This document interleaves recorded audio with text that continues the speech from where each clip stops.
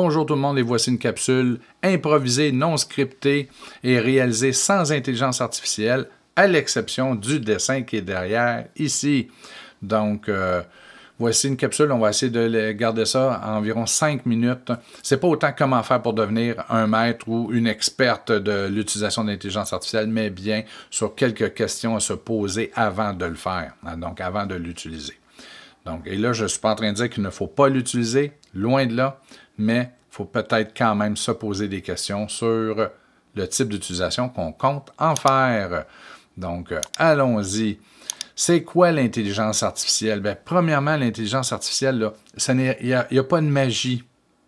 Ce sont des devineurs professionnels, donc très efficaces. En anglais, on dit des guessers.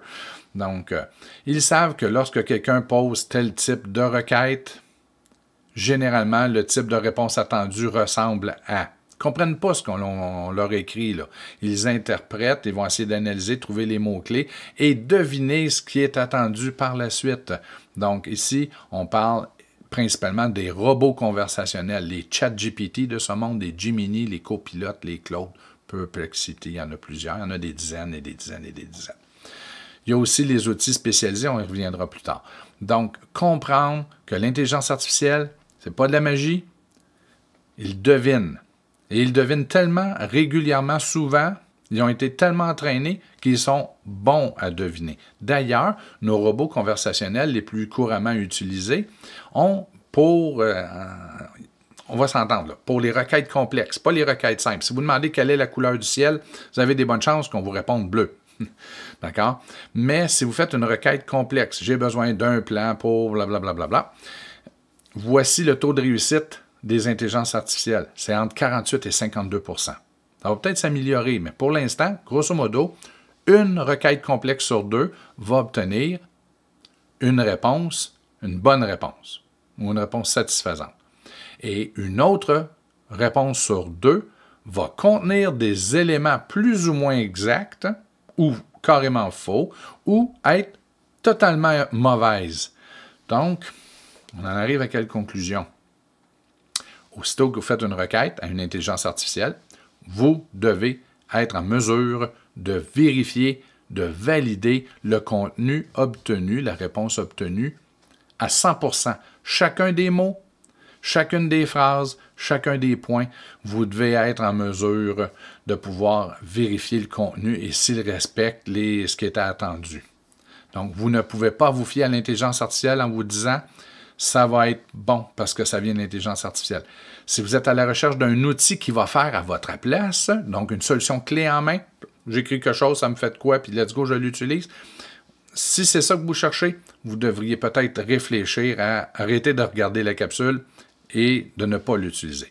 Si vous êtes à la recherche d'un assistant, d'une assistante pour vous aider à faire plus rapidement, autrement, ou simplement faire mieux, là, vous avez peut-être un outil qui pourrait vous venir en aide.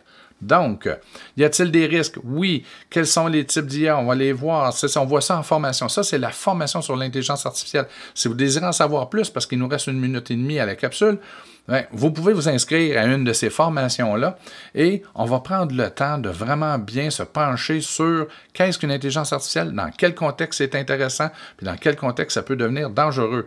Par exemple, est-ce toujours fiable à 100 % et ainsi de suite. Et lorsqu'on vient ici dans le « oui, mais », bien là, la correction automatisée, est-ce une bonne chose? Oui, avez-vous les droits sur les documents des élèves? Parce que techniquement, vous ne les avez pas. Ils sont propriétaires de ce qu'ils ont écrit. Et au point de vue environnemental, bien sûr qu'il y a des enjeux. Plagiat, intégrité intellectuelle. Oh, OK. Avez-vous remarqué au début de la capsule, j'ai dit produite sans intelligence artificielle, sauf pour, à l'exception du dessin qu'il y a là. Et je peux vous le prouver, dans Gemini, je l'ai fait faire par Gemini. Donc, je l'ai dit en début de capsule. Donc, vous avez ici, IA et l'évaluation, les biais cognitifs, on en a parlé, les hallucinations. Des fois, les intelligences artificielles ne connaissent pas la réponse et ils vont vous mentir. On appelle ça une hallucination. Et ils vont être vraiment convaincants dans leurs mensonges. Donc, il faut faire attention.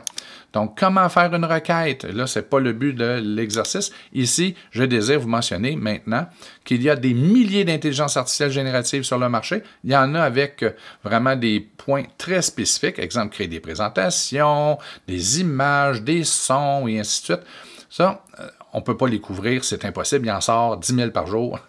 Donc, ils font partie de la liste grise. Ce n'est pas l'intention du centre de service de vous bloquer l'accès à ces outils-là, mais si vous désirez les utiliser, on vous encourage fortement à bien lire les conditions d'utilisation. Vous savez ce qu'on ne lit jamais.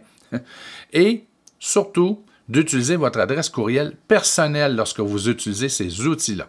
Donc, ils seront accessibles, mais utilisez votre courriel personnel et prenez le temps de bien lire les conditions d'utilisation.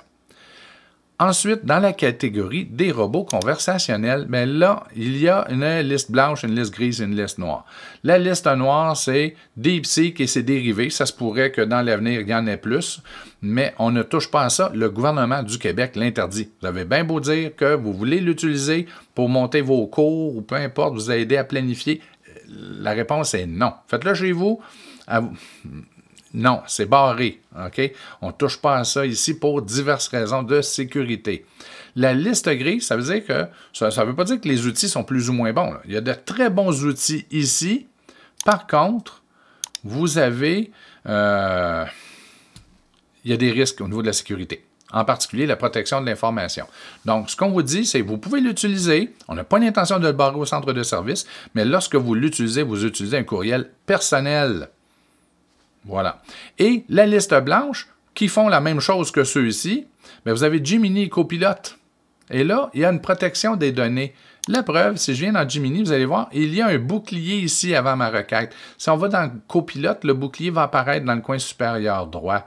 Donc, et ça fait la même chose que ChatGPT. Alors, pourquoi utiliser ChatGPT quand mes requêtes, mes réponses pourraient être utilisées par quelqu'un d'autre ailleurs dans le monde?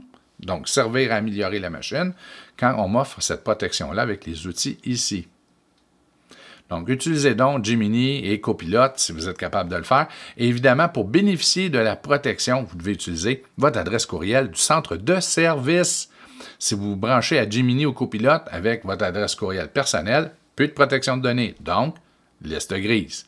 Mais avec votre adresse courriel du centre de service, vous avez un outil de la liste blanche. Et NotebookLM, qui est basé sur Gemini, mais en gros, Gemini et Copilot se servent des connaissances sur Internet pour vous concocter des réponses.